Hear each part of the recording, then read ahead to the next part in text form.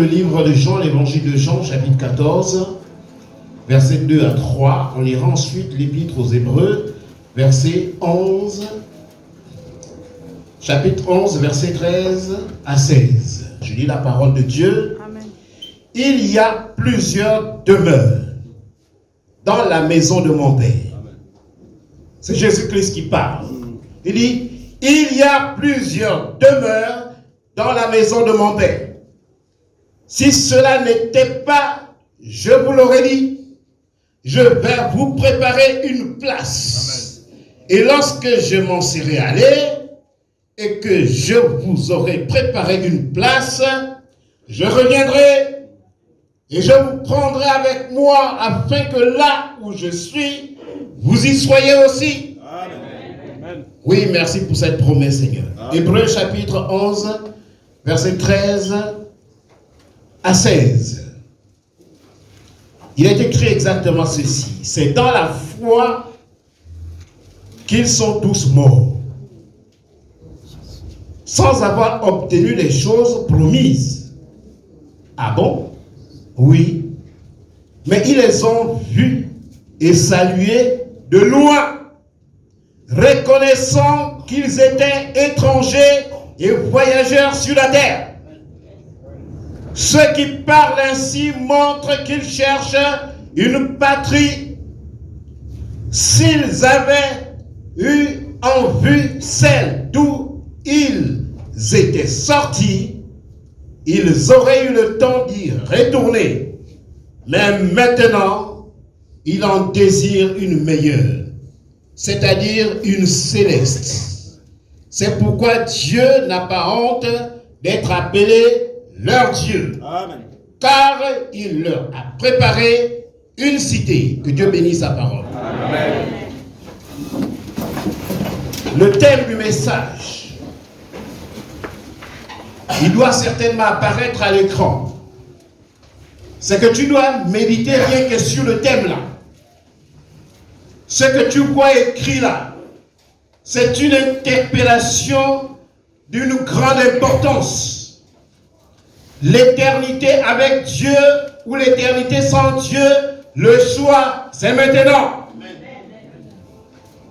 L'éternité avec Dieu ou l'éternité sans Dieu, les deux sont parfaitement possibles. Mais c'est toi qui rends possible l'un ou l'autre. C'est toi qui dois faire le choix. Et ce choix, ce n'est pas demain. Ce choix, ce n'est pas plus tard.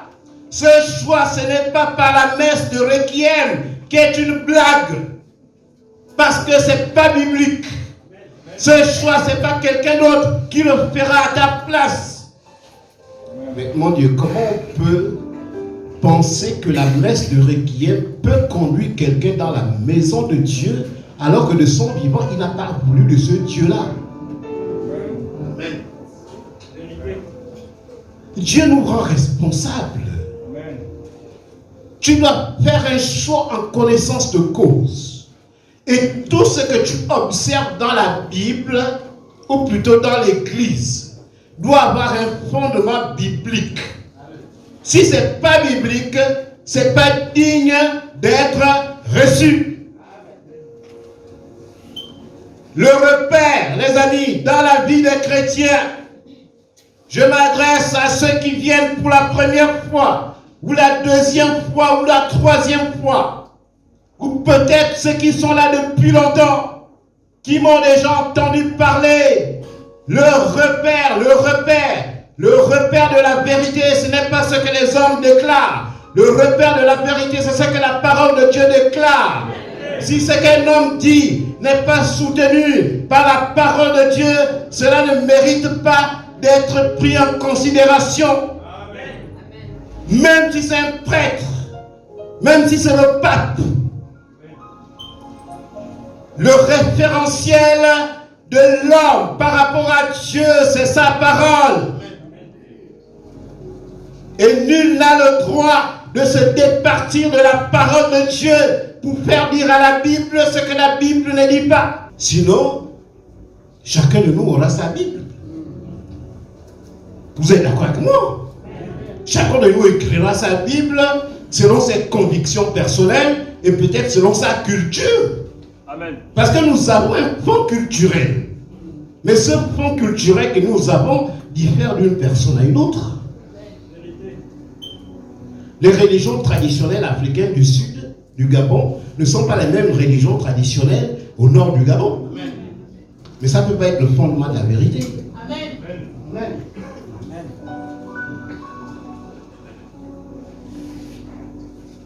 Amen. Vous savez, il y a des messages qui méritent d'être prêchés même pendant un mois sans discontinuer. C'est-à-dire, je prêche aujourd'hui sur le thème l'éternité avec Dieu ou l'éternité sans Dieu. Le choix, c'est maintenant. Je dis encore dimanche prochain, l'éternité avec Dieu ou l'éternité sans Dieu, le choix, c'est maintenant. Je reviens dans un mois, l'éternité avec Dieu ou l'éternité sans Dieu, le choix, c'est maintenant. Ne dis pas qu'il ne fait que dire la même chose. Parce que l'enjeu de l'éternité est l'enjeu le plus important de l'existence humaine. C'est un enjeu de taille, mon ami. Parce que l'éternité est très vite arrivée dans ta vie. Tu es debout, tu ne sais pas si tu seras encore debout ce soir. Amen. Tu es rentré dans l'éternité. C'est fini. Amen. Donc ne soyez pas surpris. Si dimanche prochain, je dis encore le thème, l'éternité avec Dieu ou l'éternité sans Dieu, le choix c'est maintenant. Ne dites pas qu'il ne fait que nous dire la même chose. Oui, Jean-Baptiste disait la même chose à ceux qui étaient avec lui, que voici l'agneau de Dieu qui ôte le péché du monde. Suivez-le. Voici l'agneau de Dieu qui ôte le péché du monde. Suivez-le.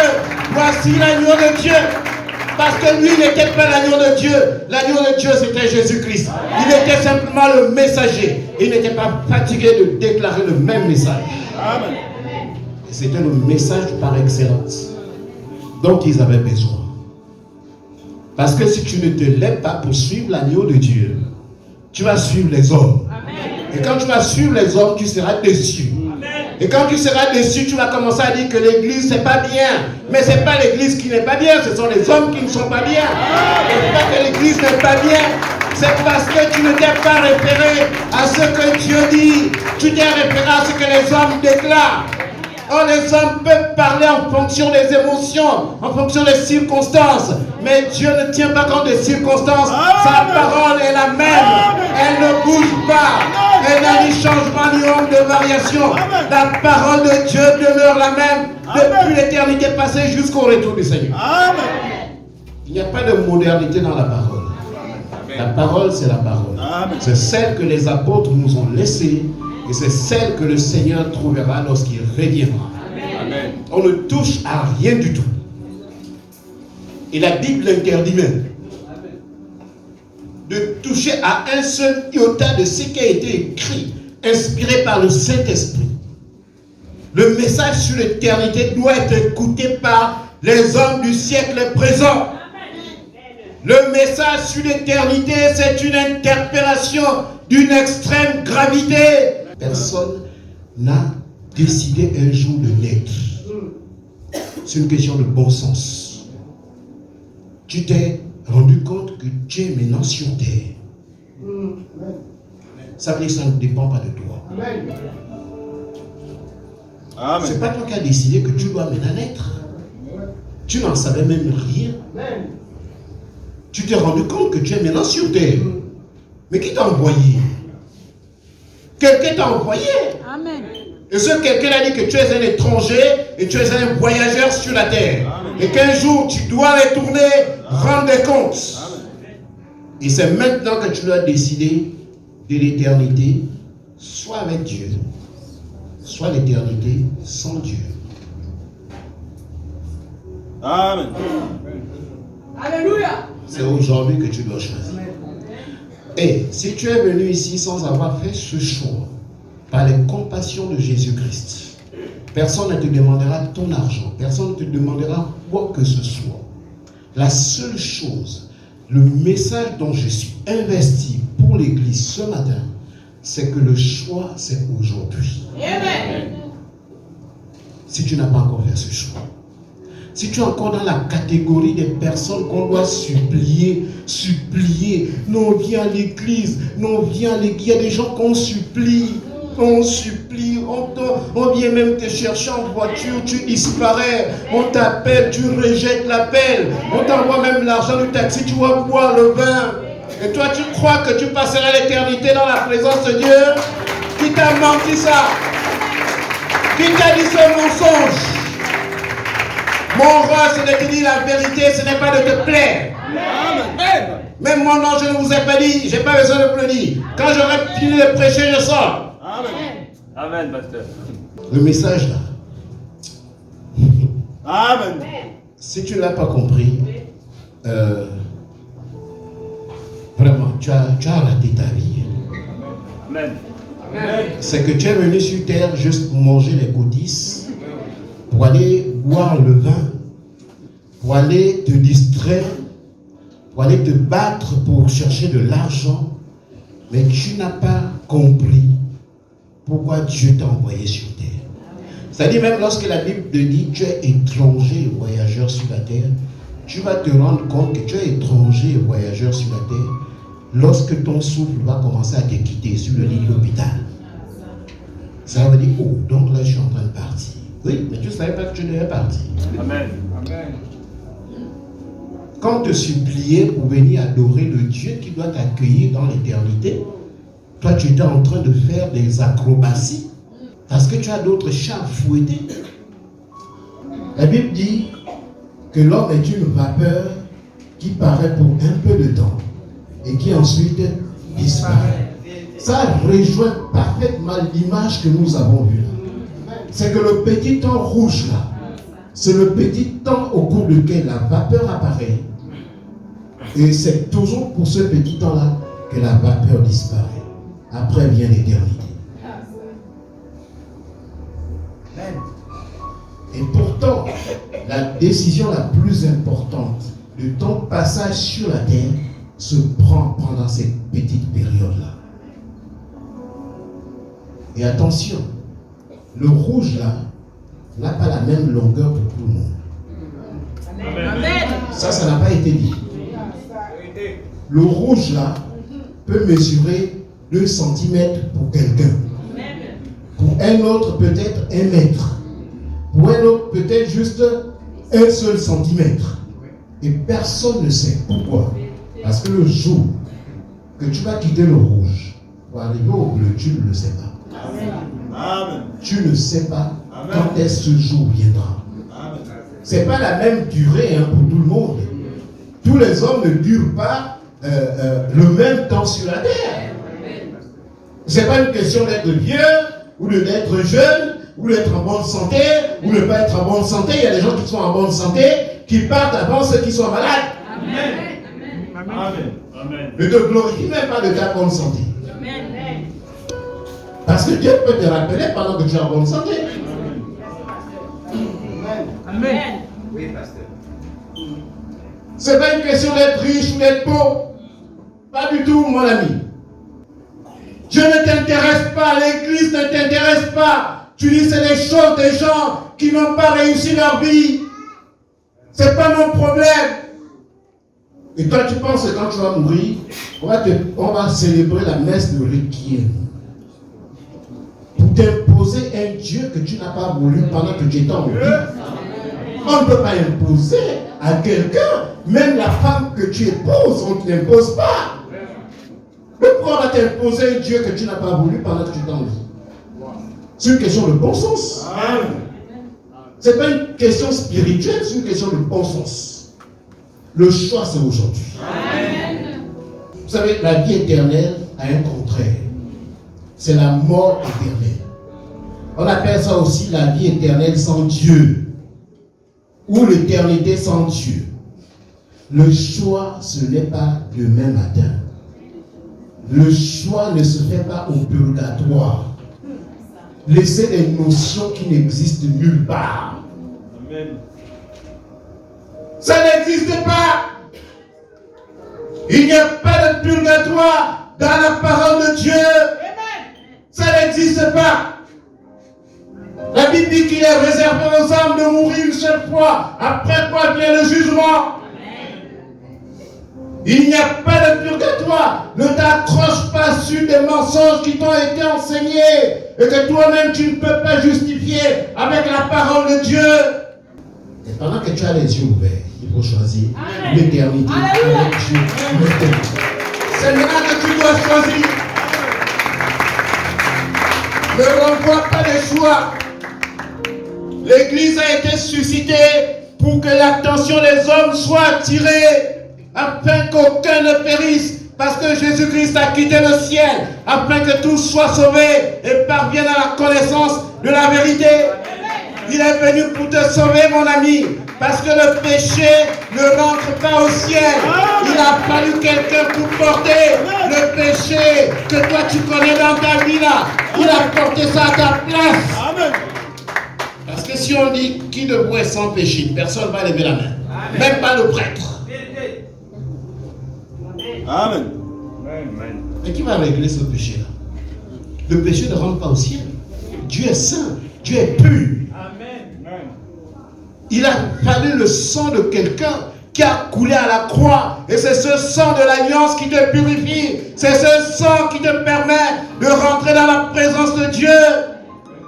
Parce qu'il n'y a plus de condamnation pour ceux qui sont en Jésus-Christ, dit la parole de Dieu. Parce qu'il a été déjà condamné à ta place. Il a été condamné à ta place. Vous croyez qu'il est allé à la croix? Pourquoi? Parce qu'il avait péché. Il n'avait jamais péché. Il est Dieu. Il est pur. Mais il est allé à la croix à cause de nos péchés. Amen. Il fallait que quelqu'un prenne la place pour nous donner libre accès auprès du Père. C'est des choses qu'on doit prêcher sans compromis. Amen. Où que vous soyez. Amen. Quel que soit l'auditoire. Quels que soient les gens qui vont t'écouter. Tu ne fais aucun compromis. Amen. Sinon la parole de Dieu ne mérite pas d'être prêchée. Mais moi je prêche la parole de Dieu parce que je suis convaincu que sans Jésus-Christ, l'homme serait perdu. Alléluia. Amen. Tu vas rentrer chez Dieu comment? Même Jésus dit que personne n'a jamais vu Dieu. Tu as déjà vu Dieu? Il est le Fils unique qui est dans le sein du Père et celui qui l'a fait connaître. Le seul. Le choix de l'éternité, c'est aujourd'hui. Mon ami, tu ne sais pas pourquoi Dieu a suscité son message. Peut-être que c'est le dernier message de ta vie. Tu n'en sais rien. Dans la vie, là, il faut être toujours prêt. Tu dis, Seigneur, lorsqu'il te plaira de me rappeler à toi, je veux être prêt. S'il te plaît, si tu appartiens encore à la catégorie des personnes qu'on doit supplier là, que pardon, viens à l'église, pardon, viens écouter la parole de Dieu, c'est que tu es en danger. Tu vis dangereusement. Mais comme Dieu t'aime, il a créé une opportunité ce matin pour te dire l'éternité avec Dieu ou l'éternité sans Dieu, le choix c'est aujourd'hui. Amen. Et tu es libre de choisir. Vous savez, Dieu nous a créés libres. Amen. Ce qui fait que les gens peuvent être là ou peuvent ne pas être là. Dieu nous a créés libres. Si Dieu nous avait enlevé la liberté, Jésus-Christ aurait fait le choix pour toute l'humanité. Et tout le monde aurait été sauvé. Et on aurait fermé les Bibles, on reste à la maison. On attend la mort et puis on rentre dans la présence de Dieu. Mais attention, la Bible dit de persévérer jusqu'au bout. C'est celui qui persévérera jusqu'au bout qui sera sauvé. Amen. Et ce choix est personnel. Vous savez, la Bible contient plusieurs promesses. Et ces promesses ont été faites par Dieu lui-même. Il y en a qui se sont accomplies, il y a d'autres qui s'accompliront sans aucun doute. Et il y a une partie dans la Bible qui recommande dans Hébreux 6, 12 de ne jamais relâcher, mais plutôt d'imiter ceux qui par la foi et la persévérance héritent les promesses. En d'autres termes, tu ne peux pas être au bénéfice des promesses de Dieu si tu ne persévères pas. Et l'une des plus grandes promesses de la Bible, Écoutez-moi bien, l'une des plus grandes promesses de la Bible, c'est qu'un jour, nous passerons l'éternité dans la présence de Dieu. C'est l'une des plus grandes promesses de la Bible. Je crois en cela par la foi. Amen. Voilà pourquoi moi je persévère. Vous savez, si la vie chrétienne consistait seulement, comme on veut nous le faire croire, à rechercher ce que les païens recherchent aussi, ça ne servira à rien d'être chrétien. Puisque ces choses-là, on ne les obtient pas ici à l'église, on peut les obtenir. Il y a des païens qui ont des choses que les chrétiens cherchent à l'église, mais ils les ont en ne venant pas à l'église. Si tu viens à l'église pour chercher une voiture, mais regarde le païen qui habite à côté de toi, il a une voiture. Si tu viens à l'église pour chercher un mariage, mais regarde le païen qui est à côté de toi, qui est marié peut-être au plus bel homme ou bien à la plus belle femme. Mais c'est un païen qui ne croit même pas en Dieu. Simple question, bon sens. Si c'est pour chercher du boulot, gloire à Dieu, c'est légitime. Nous tous avons cherché du boulot parce que c'est légitime. La Bible dit que celui qui ne travaille pas ne mange pas. Je suis de ceux qui pensent que tout homme doit se réaliser au travers de son travail. Amen. Mais il faut faire attention, mon ami, que ton travail ne prenne pas la place de Dieu dans ta vie. Amen. Parce qu'il y a des chrétiens qui travaillent, il y a des païens qui travaillent. Amen. Donc la différence, la ligne de démarcation, c'est pas ça. C'est pas d'obtenir un travail, ou bien d'obtenir une femme, ou bien d'obtenir. Ce n'est pas ça. Il y a plus précieux que ça. L'éternité. Tu vas passer ça où? Amen. Le couronnement de la vie d'un homme sur terre, c'est de passer l'éternité dans la présence de Dieu. C'est aujourd'hui que tu dois décider. Il y a une parole qu'un homme de Dieu, il s'appelle l'apôtre Paul, a déclaré dans la Bible. Dans Romains, chapitre 8, verset 18. Il dit exactement ceci. Et moi j'aime cette parole. Écoute-la très bien. Il dit, j'estime que les souffrances du temps présent. Parce que si on dit là aujourd'hui qui ne souffre pas, il y en a très peu qui les verraient là. Parce que la terre, les amis, la terre sur laquelle nous sommes là, cette terre-là n'est pas un paradis. Que tu pries, que tu ne pries pas, tu ne seras pas dispensé de traverser des moments de souffrance. Et cet homme a dit, j'estime que les souffrances du temps présent ne sauraient être comparées à la gloire à venir qui sera révélée pour nous. Amen. Merci papa, que Dieu te bénisse. Amen. Et que Dieu t'ouvre les portes du ciel. Quand il plaira à Dieu de te rappeler à lui que le Dieu de la Bible, Jésus-Christ qui s'est sacrifié à la croix, t'ouvre les portes du ciel. Parce que tu as honoré sa parole. Tu as honoré la parole de vérité. Et tu ne t'es pas gêné de demander que les hommes te transportent jusqu'ici pour honorer la parole. Enfin, il y en a qui ont les deux pieds et les deux mains qui ne viennent jamais, même honorer la parole, même 10 francs. Ce qu'on fait là, ce n'est pas pour gagner l'argent. Personne ne s'enrichit avec ça. Amen. Mais c'est de l'argent sacré. Alléluia. Parce que la parole que tu viens honorer est sacrée. Amen. Le problème, c'est que le diable t'a mis un esprit de honte. Il faut que tu sois délivré de l'esprit de honte. Il y a un démon qu'on appelle la honte. Parce que Dieu nous a libérés aussi de ce démon qu'on appelle la honte. Si tu es encore possédé par le démon de la honte, il y a beaucoup de gens qui ne servent pas Dieu encore de la honte. C'est un démon, c'est un esprit. Libère-toi. Parce que celui qui est venu libérer les captifs est parmi nous ce matin.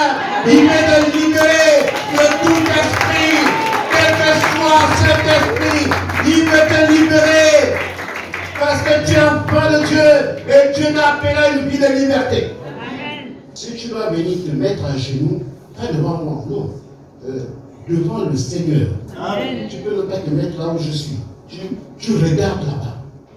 Tu dis, Seigneur, je te bénis pour ta parole. Amen. Tu n'as peut-être pas l'argent, mais tu as honoré la parole de Dieu pour c'est la plus belle manière. Soyez libres dans la maison de Dieu. Amen. Soyez des chrétiens affranchis. Et vous connaîtrez la vérité vous rendra libre. Amen. Je reprends la parole que je disais. J'estime que les souffrances du temps présent ne sauraient être comparées à la gloire à venir qui sera révélée pour nous. Ça veut dire quoi? Ça veut dire que les souffrances dans lesquelles nous sommes là, peut-être que tu n'as pas mangé là où tu es là. Peut-être qu'après le culte, tu vas rentrer à pied. Peut-être que tu es malade. Tout ça sont les souffrances du temps présent. On est sur terre. Aussi longtemps que tu seras sur terre là, tu ne vas pas échapper à la souffrance. L'apôtre Paul, c'était un homme loin de Dieu, il a été appelé par Dieu et il a déclaré que j'estime que les souffrances du temps présent. Ça veut dire que lui aussi, il éprouvait des souffrances. Il passait par des moments de souffrance. Les moments de souffrance ne veulent pas dire que Dieu t'a abandonné. Le souffrance ne veut pas dire que Dieu ne t'aime pas. Quand tu traverses des moments de souffrance, sache que Dieu est là à côté de toi. Je disais à une sœur hier que lorsque Dieu envoie une épreuve dans ta vie, il te donne aussi la force de surmonter cette épreuve. Et il ne permettra pas que Dieu soit éprouvé au-delà de tes forces. Il fixe toujours une ligne rouge à ne pas franchir. Et comme souvent, la parole de Dieu, parfois c'est difficile à comprendre. Je lis toujours l'autre version. Écoutez ce que dit une autre version. J'estime d'ailleurs qu'il n'y a aucune commune mesure entre les souffrances de la vie présente et la gloire à venir qui sera bientôt révélée. En comparaison de l'avenir magnifique que Dieu nous a préparé, les contrariétés de cette vie pèsent moins que rien. Les contrariétés de cette vie. Vous savez, la vie là, on va être souvent exposé aux contrariétés. Même tes enfants peuvent te contrarier. Même ton conjoint peut te contrarier. Même ton pasteur peut te contrarier. Et la Bible dit que les contrariétés de cette vie pèsent moins que rien en comparaison de l'avenir magnifique que Dieu nous a préparé. Ne te laisse pas abattre par les souffrances du temps présent. Parce que parfois le diable se sert de ça pour que tu ne puisses plus avoir le regard fixé vers celui qui t'attend au ciel. Parce qu'il y a beaucoup qui ont quitté la foi, qui ont quitté l'église à cause des problèmes de ce siècle. Problèmes de maladie, problèmes d'argent, problèmes de travail, problèmes d'enfants, problèmes de... Il y a toute une série de problèmes. C'est ce que l'apôtre appelle les souffrances de la vie présente. Ceux qui vous ont fait croire qu'en étant chrétien, Dieu ne va pas souffrir, n'ont pas lu cette partie-là. Ils aiment lire les parties qui les arrangent pour séduire les gens. L'église, ce n'est pas pour séduire les gens. L'église, c'est pour proclamer ce qu'on appelle le plein conseil de Dieu. C'est-à-dire, Dieu dit aux gens la totalité du message de Dieu. Il n'y a pas que des choses qui nous contrarient, hein. Il y a aussi des belles promesses. Quand Jésus dit, il y a plusieurs demeures dans la maison de mon Père. Amen. Amen. Et je m'en vais vous préparer une place. Et quand je vous aurai préparé une place, je reviendrai vous chercher afin que là où je suis, vous y soyez aussi. Le nombre d'apôtres était de 12. Mais il n'a pas dit il y a 12 places dans la demeure de mon Père. Il a dit il y a plusieurs places, plusieurs demeures dans la maison de mon Père. Plusieurs demeures. Dans cette demeure-là, il y a ma demeure. Il y a aussi ta demeure. C'est dedans. Quand tu as déclaré ça, nos demeures ont été plus encore pour lui. Vous savez, l'éternité, ce n'est jamais loin de l'homme. Je répète, l'éternité n'est jamais loin de l'homme. Parce que lorsqu'on parle d'éternité, là, les gens pensent que l'éternité interviendra quand tu auras 98 ans. C'est pas ça.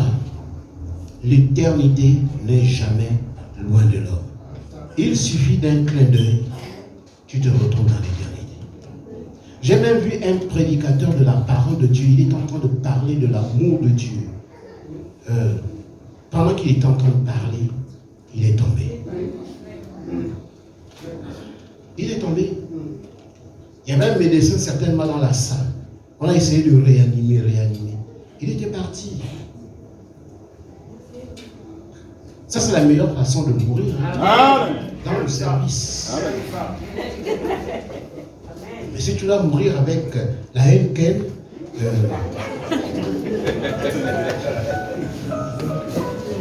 c'est des choses sérieuses que je vous dis. Amen. L'éternité n'est jamais loin de l'homme. Il suffit d'un clin d'œil, tu te retrouves dans l'éternité. Et dès que tu es déjà parti, tu n'es plus responsable de quoi que ce soit. Tu ne peux plus décider de quoi que ce soit. Dieu nous donne l'opportunité de décider de notre sort aujourd'hui. Pas demain. Ne remets pas ça à demain. Tu ne sais pas de quoi demain sera fait. La Bible dit ne te vante pas du lendemain, parce que tu ne sais pas ce qu'un jour peut enfanter. Amen. Tu n'en sais rien.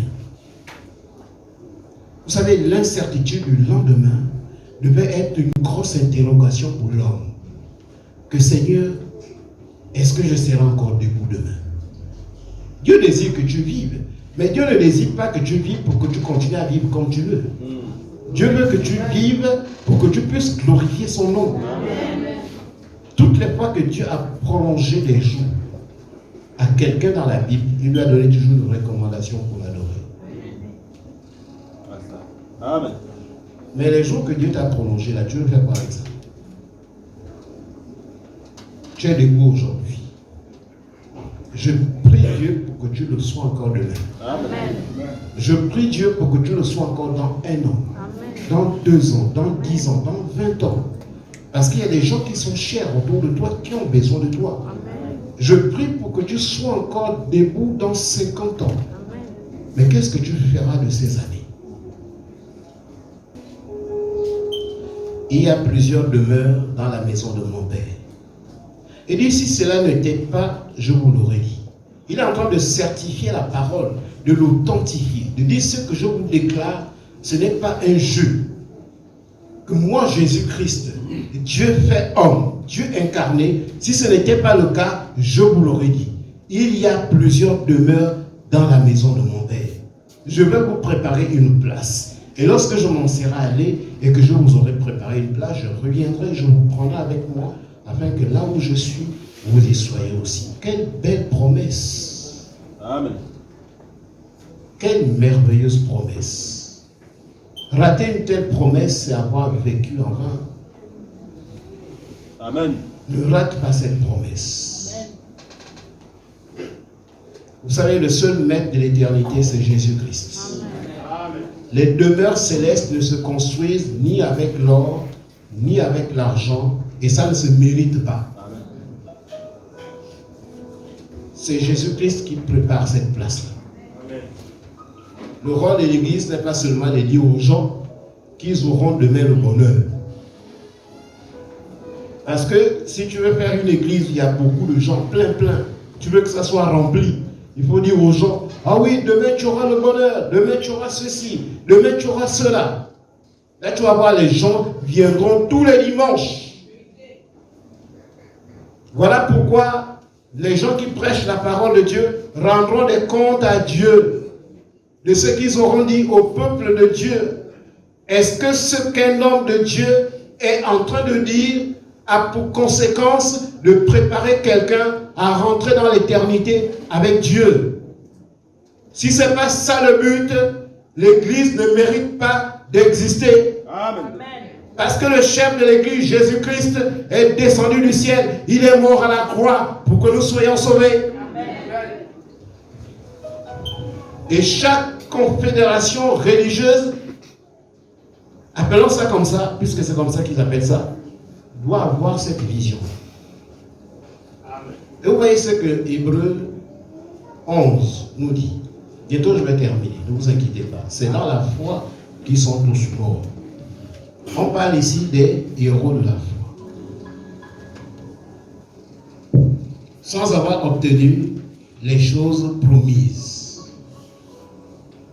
Mais ils les ont vus et salués de loin, reconnaissant qu'ils étaient étrangers et voyageurs sur la terre.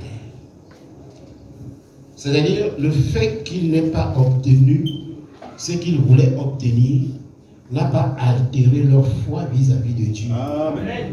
Mon ami, même si tu pries et que tu n'obtiens pas une réponse, ça ne veut pas dire que Dieu ne t'aime pas. Continue à garder la foi. Parce que Dieu veut que même s'il te rappelle, que tu sois toujours dans la foi. C'est dans la foi qu'ils sont tous morts. Pas dans le découragement, pas dans les murmures, pas dans le doute. Ils sont tous morts dans la foi, sans avoir obtenu les choses promises. Dieu peut t'avoir promis peut-être quelque chose, et puis ça ne s'accomplit pas. Dieu est souverain. Il sait pourquoi il ne veut pas que tu obtiennes cette chose-là.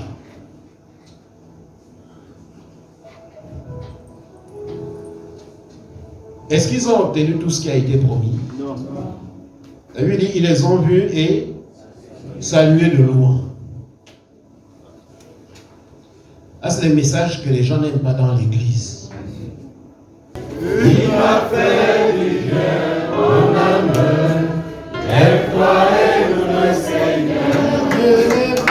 Il est bon, il m'a fait du bien, mon âme. Lève-toi et loue le Seigneur. Il m'a fait du bien, mon âme. Lève-toi et loue le Seigneur. Oui, il est bon, il m'a fait du bien, mon âme. Lève-toi et loue le Seigneur. Il est bon, il m'a fait du bien, mon âme. Lève-toi et loue le Seigneur. Oui, je t'ai perdu, désespéré. Oh oui, ne pouvais plus rien faire pour moi. Mais Jésus a parlé à mon cœur. Aujourd'hui, je suis racheté. Il est bon, il m'a fait du bien, mon âme. Lève-toi et loue le Seigneur. Il est bon, il m'a fait du bien, mon âme. Lève-toi et loue le Seigneur. Amen. Acclame le Seigneur.